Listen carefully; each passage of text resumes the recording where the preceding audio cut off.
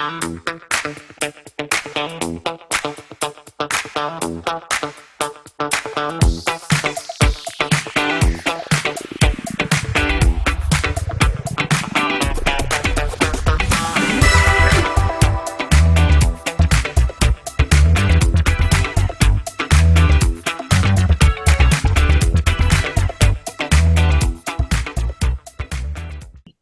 Kathleen. How are you? Great, Nancy. It's great to be here. Oh, it's great to talk to you and to spend this time. I'm sure that the viewers will just have lots of things to mull over and go and find you to research and so on. But first, let's start with where you're located. I am in a small farming community in Oregon. I'm right outside of Eugene, Oregon. It's a small town of about 3,000 people. We don't even have a stoplight in town. One of those little communities. That's great.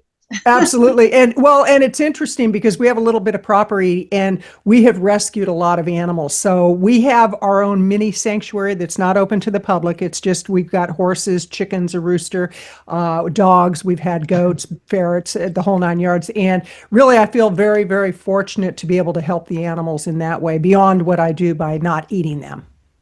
That's awesome. Surely appreciate that for sure. So tell me, what was your journey into veganism? How did you come to it? You know, it's interesting because it was a long drawn out journey. I was 64 when I went vegan, so that was 7 years ago. And when I decided to go vegan, I didn't want to identify as a vegan. I actually started plant-based because I was dealing with inflammation. I was feeling kind of old and frumpy, and I was like, oh my gosh, is this how it's going to be? And so I started doing a lot of research, and it's interesting because I was doing animal rescue at that point, but I didn't connect the dots of, okay, you're rescuing on the one hand, but you're consuming on the other hand. And I dug very deep into the information, documentaries, books, podcasts.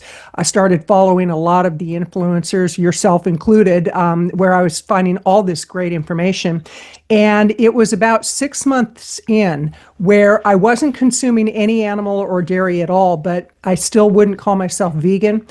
6 months in, I was at the grocery store walking by the meat department to go to the produce department, and I literally had a visceral response to looking at the packaged meat, and I thought, how could I have been so blind? And I literally was stopped in my tracks, and I looked over at the meat, and I started crying. I was like, I was so disconnected from the reality of what it meant to rescue animals, what it meant to love animals, and what it meant not to consume them. And so it took me about 6 months before I said, okay, I am a vegan. And since that time, I'm like, vegan AF. I even have a shirt that says that. Well, that's awesome. And the other thing that's awesome is that it also shows that it doesn't matter your age. You can go vegan at any time. Absolutely.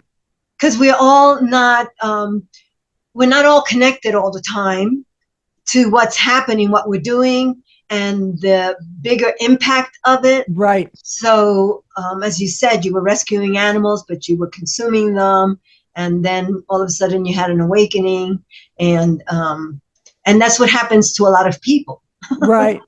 Well, and it's so interesting because I've been involved in animal care for so many years, and I really didn't see the disconnect. And that's what I realized today is that people come to this in whatever way they're meant to, and it is a spiritual awakening. I think that I've been on a spiritual path since I was in my early 20s, and my first spiritual teacher, she actually was from Romania, I believe it was, or Hungary, and her father was a scientist, a spiritual scientist, and he actually encouraged her to see beyond the physical. She was a phenomenal spiritual teacher, but that was way back when I was in my 20s. And, being in my 70s now, I've been on this path for a long time, but it took what it took. And I think for me, what I realize is that probably is the most spiritual thing that I've done, is to identify as a vegan and say, I will never harm animals to the best of my ability that I can. Because you always have those people who say, well, what about when you're driving a car and you hit a bug? And it's like, well, you can't eliminate it 100%, but you can certainly have a level of awareness that allows you to live more compassionately. Definitely. And, and when people come up with these kind of, they're not the most intelligent questions, because you know what I'm saying? You go You're outside, so kind. you go outside and you step on an ant and you can't, you can't help it. You're right. like, so it's kind of stupid to say that kind of stuff. It really is. And they often go, it's kind of the gotcha question, or the gotcha, well, what about this? And it's like, well, what about this? And I had a guy recently on social media who just he was all caps, you're such a hypocrite. You call yourself a vegan. And I'm like, whatever. Okay. Block this guy, because he obviously wanted a fight. He wasn't willing to listen to reason. I mean, I came up with some very reasonable answers, what I thought was very reasonable, and he just didn't want to hear what the truth was. So, you do what you can, and I think the best thing that any of us can do is live by example. As I said, I'm in my 70s and I'm very, very healthy. I work out twice a day. I'm doing this protocol right now. Thank you. I went on it was a 6 or 7 mile bike ride this morning. Later today, I'm going to go to the gym. I eat 100% whole food, plant-based. So that's a distinction too, is like, there's a difference between being vegan and eating healthy. A lot of Correct. people assume the vegan diet. I don't believe in the vegan diet. I believe in veganism as a lifestyle and a philosophy, and I believe in plant-based eating as the diet protocol. Exactly. And like when we're talking about like questions, is like the person that asks you, what about if you were stranded with a pig? And I'm like, I'd have a companion. Yeah, we'd have a really good time. It's like my new buddy. We could play, we could forage together. Absolutely. Just dumb questions. Anyway, I escalated. I better bring it down. So tell me, what you said, that you rescue animals, horses, chickens, dogs, cats, and so on. What does a typical day look like for you on your property? Wow, that's a great question. Before we started this conversation, I actually went out and gave the horses their treats, because we have 2 older horses that both have Cushing's disease. So we have to feed them very, very high calorie foods, and it's a very specialized food. So before I started this conversation with you, I went out to make sure they had what we call their num-nums, and those are their treats. And then we have another rescue that he came out of a pretty horrendous situation. And he kind of gains weight just by looking at food. So he gets a very low calorie treat. And so he thinks he's getting what the girls are getting. We only have 3 horses. But my typical day starts about 4:30 or 5 in the morning. And it starts with, actually, I take time to do some real grounding and meditative work and reading. Something that's, right now I'm reading the book by Dr. Frank Sabatino, Weightless. It's a phenomenal book. He's been vegan for 50 years. And a really great book. And so I do some reading in the morning. Then usually I go out on a morning walk or a bike ride, depending on the weather. And then what I do is I will go out. Well, first I feed the horses and the dogs and all of the animals that we have, the chickens. And I have to remind all the animals how spoiled they are, because they sometimes forget. They all came from pretty rough backgrounds. But on the rescue that we do, it's kind of like we let life bring them to us. It's like when there's a need, it's like, okay, we'll go ahead and do that. And recently we fostered 3 kittens that were about 3 or 4 weeks old when they were found. And we fostered them knowing that we weren't going to keep them, because we're just kind of overloaded with animals right now. And so I do what I can to help in whatever way I can. But So my day is then I go into my office and I'll either work on a podcast episode. I have a few clients that I produce their podcast, and I prefer to work with people who are in the vegan space just because it really aligns with where I'm at in life. And then, go out and feed the horses again and do some work around the property. One of my favorite things to do is actually dig in the dirt. It's like Uh-huh. I really, really enjoy getting close to nature. So it's a very low key life. I used to do a lot of traveling, and I used to be a keynote speaker at conferences. And then when COVID hit and there were all the shutdowns, and now with all the craziness on airplanes, I really don't want to get on a plane and travel. And so I've been online for, 25 years now. So I started doing digital marketing in the late 90s. So I've been in that game for a while. But, my day, it's just very low key. Take care of the animals, do some work, enjoy time reading, a pretty simple life. And I asked you that because I think it takes special people to rescue animals, and I'm not just talking about cats and dogs, like Right. you said, horses and the other bigger animals, because if it wasn't for you, they'd wind up on somebody's plate. They wouldn't have any place to go. They would wind up. So, and it's not like a one-time thing where you just have them and you go, hey, Right. okay, I'm fostering or I'm adopting, or, I have this little sanctuary for these animals, and you go out in the morning and that's it. Your day is done Right. with them. I mean, it involves a lot of work, a lot of You are heart. correct. Yeah, it does involve a lot of work, and many people don't realize that. Like hauling hay, for example, it's like these are like 100 to 150 pound bales of hay, and that's one reason that I'm so fortunate and I'm so grateful that I eat as healthy as I do and I work out as much as I do, because there's some heavy lifting that goes with having even a micro sanctuary. And actually, one of my clients, she has a podcast where she will interview people who run sanctuaries. She just recently interviewed Miyoka, and she's just some phenomenal people that she's had on her show.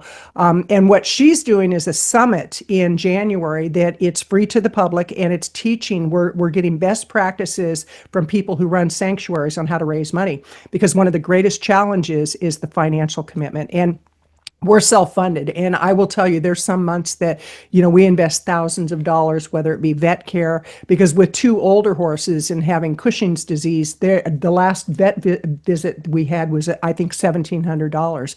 And it's like, this is the commitment. And we've had people say, well, why don't you just get rid of the animals? It's like, that's like saying get rid of your spouse or your kids. It's not going to happen.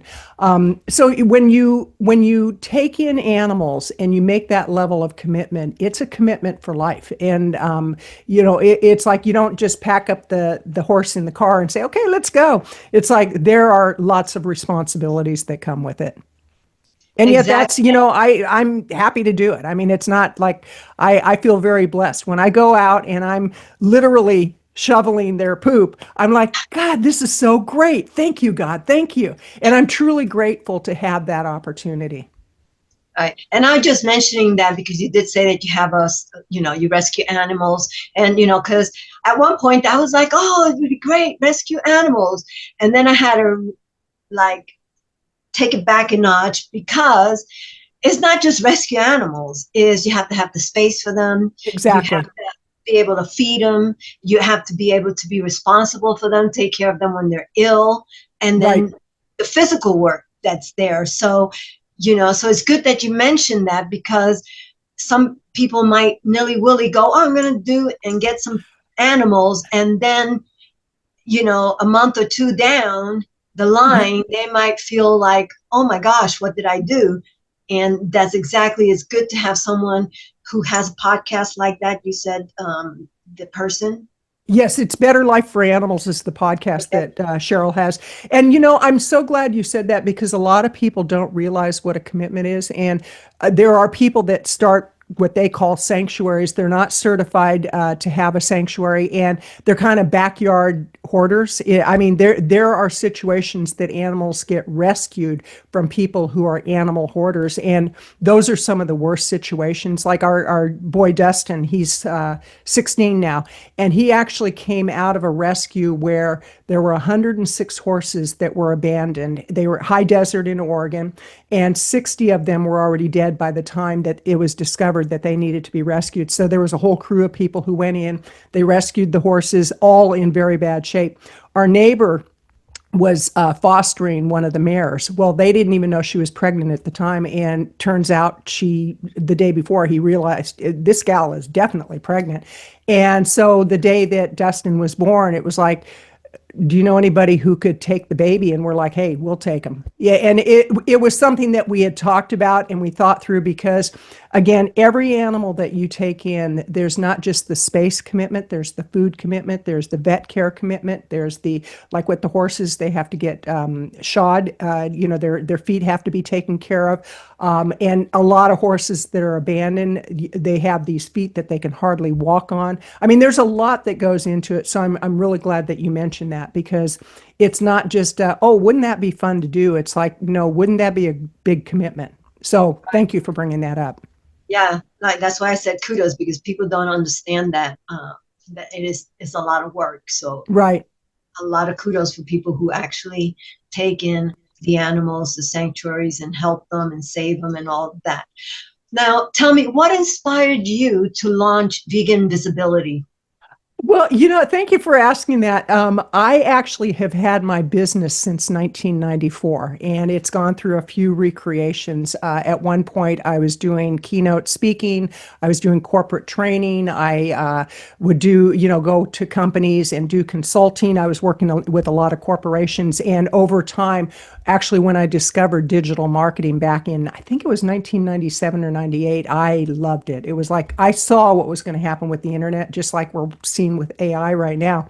And it was after I became vegan, I was going through kind of a soul searching of like, what do I want to do with my skills and where can I best help people? And I was out on a run one morning, and it was like, what vegans really need, these businesses, they need visibility. And it was just like vegan visibility. It came to me.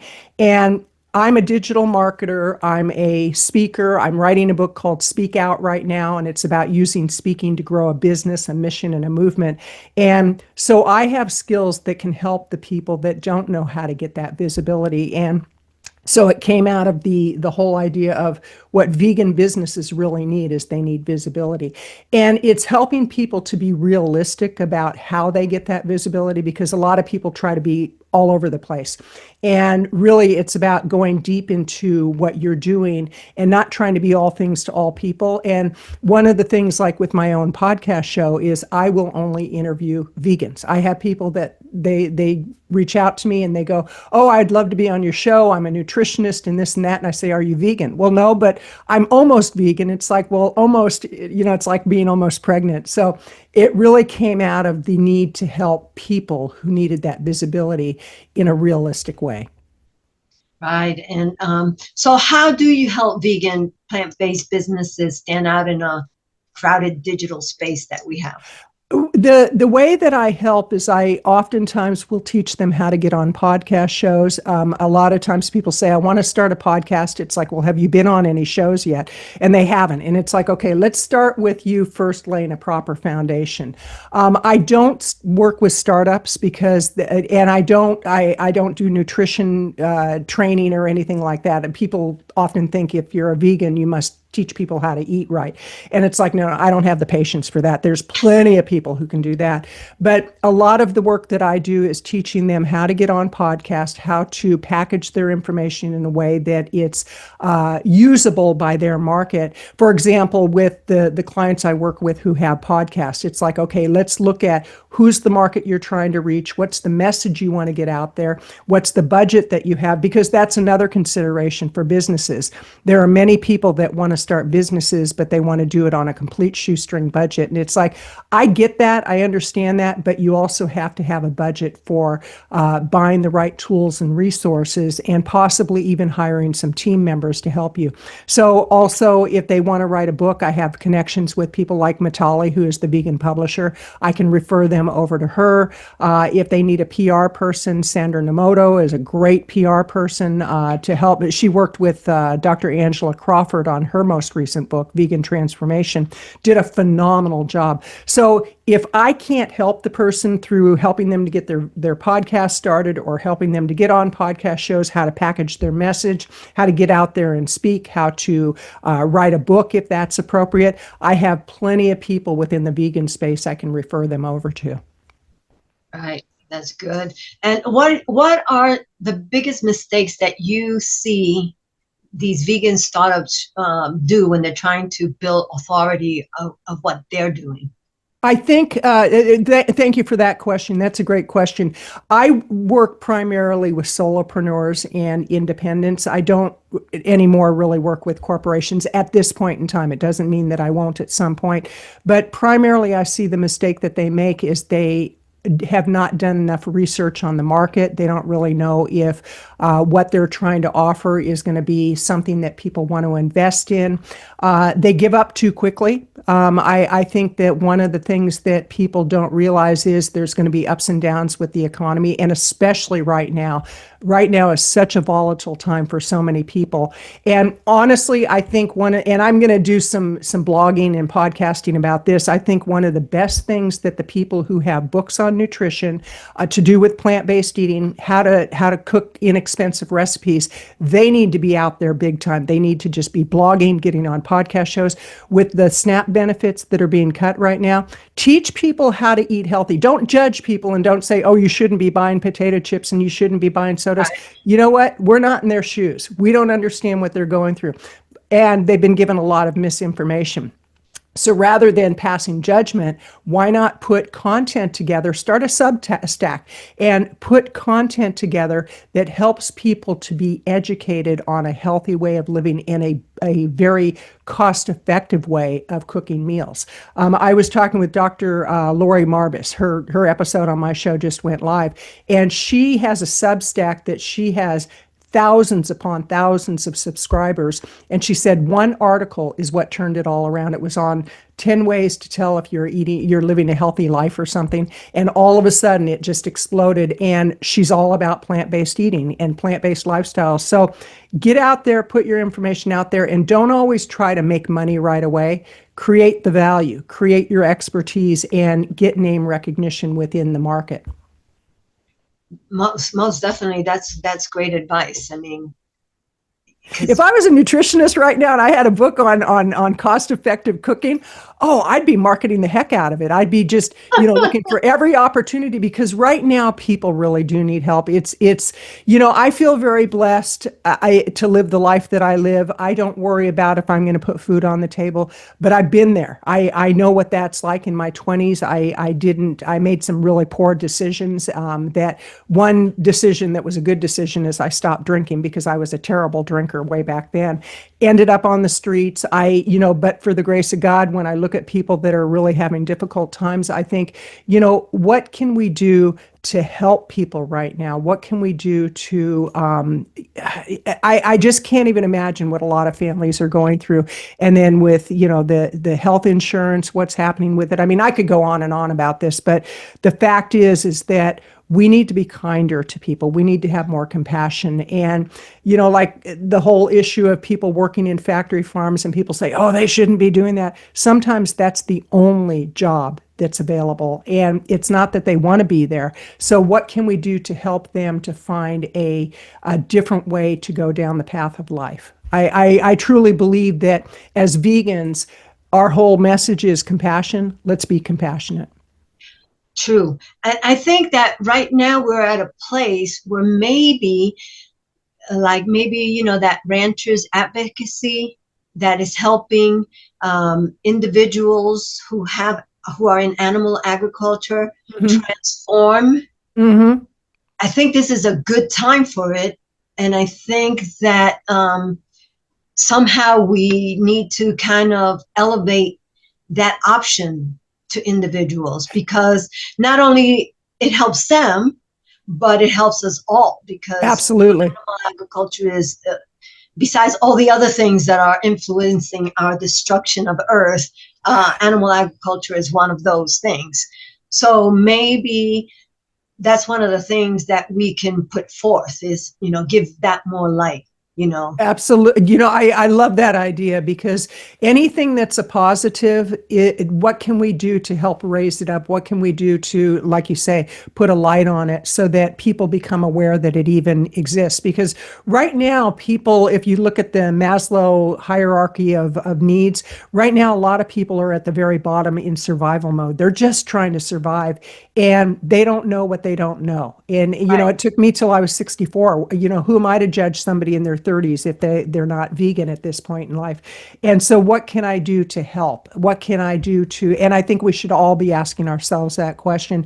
For example, in our local area in Lane County in Oregon, we have a woman that runs a very successful business, and she's bringing a group of us together to go deliver boxes of food. Now, some of the food that is going to be in there, it may not be what I'm going to eat, but if that's going to keep somebody alive and keep food on their table, I'm not going to sit there and pass judgment. I might make recommendations, but it's like I need to get out of my own way and do what I can to help people to have a better quality of life. I was talking to a gentleman who works at a local Albertson, and I went in there the other day, and he gave me a big hug, and he goes, "I have to tell you, I have not had meat in 2 months." And I said, "Really?" And he goes, "And it's because of you." He goes, "I follow you on Facebook and I love your stuff." And it's like, wow, I had no clue. I had no clue whatsoever. So you never know how you're going to impact somebody. Right, right. And not only with the animal agriculture, but also with people, learning, like you were saying, learning how to get the whole foods and make them, and know that they could, lower their grocery, some, Absolutely. because, Absolutely. There was a post, potatoes and grains are yeah, there was a post by Claire, and I'm trying to think of her last name. She's on man, LinkedIn. Claire Man. Yes, yes. She had a post about, it had to do with the foods at conferences or something. I don't know exactly what the post was, but a few years ago, I was speaking at a pet industry conference, and I asked the meeting planner, I said, would it be possible if I could get plant-based meals? I said, I'm plant-based and I'd prefer nothing animal-based. And she said, I think what we're going to do is we're going to go ahead and set up the buffet where half of it's going to be plant-based and half of it's going to be regular. And she came to me after and she goes, I want to thank you for what you recommended. And it wasn't my idea. I mean, she came up with the idea. She goes, we have gotten such high reviews on the buffet this year. And she goes, I never knew we had so many vegans in our membership. Boom. And so just by merely making a recommendation, things can change. And Yes. it's more cost effective. When people say eating vegan is expensive, it's like, no, it's not. It really isn't. I'm like, where are you going? What? Yeah, it's like you're buying all the junk food.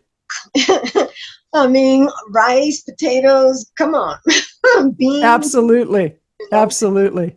And the other thing is, I think, is that we need to put more of our information on whole food, plant-based diets, because we are in a situation where we have someone saying that we need to eat things that is not correct. They have no medical whatever. Mm-hmm. And I just read something just yesterday, I think it was, that it made me go, wow, what the heck is going on? I think it was Robert Kennedy. Okay. Okay. That about says it. Eat more saturated fats and more eggs. Well, I guess we know who's in his pocket. Oh my gosh. Oh my gosh. And that's the thing. Nancy, I think that what people need to look at is when a so-called expert, so-called now, quotation marks, when they make a recommendation, it's like, Okay, are they getting paid by that industry? What is their ulterior motive? And like, do your research, because I was listening to Mel Robbins this morning on a podcast, and she had Dr. Lee. I'm trying to think of his first name. Anyway, he was talking about before you go out and exercise in the morning, eat something. Well, yesterday I listened to a podcast where the expert said, before you go exercise, you want to go on an empty stomach. And I'm like, okay, what information do we listen to? So I think what people need to do is use common sense. It's like, doesn't it make sense that those animals didn't want to give up their life? Doesn't that make sense? Doesn't it make sense when you see all this stuff about factory farming, the horrendous conditions that animals live under and die under? And that it's not healthy. They're pumped full. I had a friend who posted something about how healthy the beef is nowadays because they're so big, they grow bigger. And I said, you might want to know that the reason they grow bigger, I said, I appreciate that you have your opinion, but I really need you to know it's because they're filled with steroids, toxins, antibiotics. There's all this garbage that they're fed to make them bigger and they die younger. So no, it's not healthier beef. I mean, there's times I just have to speak out. Other times it's like, that's an interesting perspective, but yeah. I feel that. I feel that. And the other thing is, we're coming to the end of our podcast, but the other thing is, especially now that also the government has now said we don't have to have all those safety guidelines in animal agriculture. So I think you're taking your life into your own hands when you are, because like you said, they're full of hormones, antibiotics. They feed them. Some animals are fed plastic poop. I mean, it's crazy. And now they've taken safety measures off. We could have a whole podcast. Yes. We could go for hours on that topic because you got to wonder, why are all the guardrails being taken down? Why are things being done the way they're being done? And it's like, come on, folks, wake up. You need to do your homework, and don't believe everything that you see on social media, because the reality is there's so much AI out there and it's designed for divisiveness. And so the best thing that you can do is go get some of the older books, like Eat to Live by Dr. Joel Fuhrman is one of the best books out there. The China Study, research about factory farming, and don't just think that it's a bunch of crazy vegans that are trying to sway your opinion. It's like, we have done our research. We live very healthy lives. And I think that's another indicator. It's like when people say, well, I can eat whatever I want. Well, why don't you look at the people who are super healthy, that are living vibrant lives? And do you want to end up with, living your life in a way that you're confined to a hospital bed? Or do you want to go out, with a, that was a great life, and me, I prefer to go out with, that was a great life. Me too. Yeah. Anyway, Kathleen, this has been great. I could talk to you for another hour. Thank you, Nancy. This has been delightful. And thank you so much for inviting me to share my information with your community. Thank you for being on the Vegan Pulse. Bye-bye.